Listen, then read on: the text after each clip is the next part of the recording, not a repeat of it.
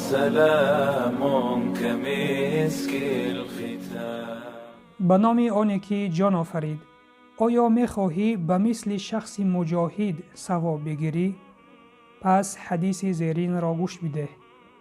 پیامبر اکرم صلی الله علیه و سلم فرمودند: شخصی که به زندگی بی‌وزن و مسکین تلاش می کند مانند مجاهد راه خدا است و اینچنین مانند شخصی است که شبانه نماز می گذارد و روزانه روزه می گیرد.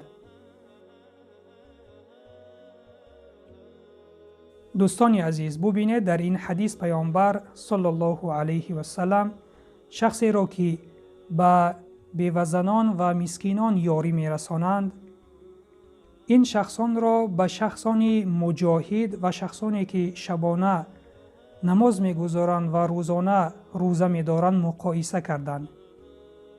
یعنی این گواهی می دهد که اگر شخص به بی‌وزنان و به مسکینان و کمبغلان یاری رساند، ثواب شخص مجاهد و شخصی که شبانه نماز می گذارد و روزانه روزه می گیرد چنین ثواب را سزاوار می گردد.